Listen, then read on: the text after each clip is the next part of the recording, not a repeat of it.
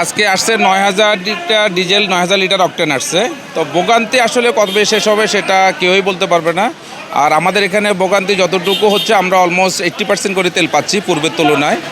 আর সেই তেলটা আমরা আগে বিক্রি করতাম 18 থেকে 20 ঘন্টা, সেটা এখন 6 ঘন্টা বিক্রি হয়ে যাচ্ছে। এটা হচ্ছে আমাদের কাস্টমার ফেনিকটাই হলো সবচেয়ে একটা বড় ধরনের সমস্যা হচ্ছে বলে আমরা মনে করি আর কি। আমরা পেট্রোল পাম্পে যারা ওনার্স বা যারা অপারেটর আছি, আমরা সবাই মিলে এই জিনিসটাই মনে করতেছি যে এখানে যাদের তেল লাগতো হয়তো 500 টাকা, তারা এখন তেল নিয়ে যাচ্ছে 1000 টাকা, 2000 টাকা তেল দিচ্ছে। আমাদের স্টক করার বা যে প্রবণতাটা, সেটা থেকে যদি আমরা বেরিয়ে না আসি, তাহলে এটা আসলে কবে শেষ হবে আমরা আসলে কিছুই বলতে পারবো না। তেল সংকটটা আসলে আমরা চাহিদা, সরকার তো আগেই বলছে ফুলফিল চাহিদা দিতে পারবে না। এখানে আমাদের অলমোস্ট 75 থেকে 80% তেল আমরা পাচ্ছি।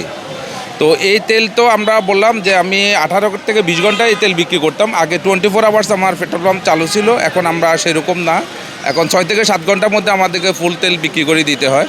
আর আমাদের এখানে যেহেতু আমরা হয়তো 500-1000 লিটার তেল রেখে দিই, আমাদের ডিএমপি পুলিশের সেবার জন্য আছে, তারপর অ্যাম্বুলেন্স, তারপর আছে আপনার ডেস্কো, যেসব ইমার্জেন্সি ইয়েগুলো আছে, সার্ভিসগুলো আছে, তাদের যেন সার্ভিস 24 আওয়ার্স দিতে পারে, সেটুকু আমরা হাতে সংরক্ষণ করে আমরা বাকিটা কাস্টমারকে দিয়ে দিচ্ছি। আর আমাদের এখানে এখন সরকার যে ট্যাগ অফিসার দিচ্ছেন, উনিও নিয়মিত আসে, আমাদের এগুলোকে পূর্ণাঙ্গভাবে মনিটরিং করতেছেন। তো তাতে করে আমাদের আশা করি আমাদের ভিতর থেকে কোনোরকম কোনো সমস্যা এখনও ওনারা কিছু পরিলক্ষিত করে না, এবং কাস্টমারও আমাদের সার্ভিসে সন্তুষ্ট। এই সংকটটা মানে কতদিন চলতে পারে?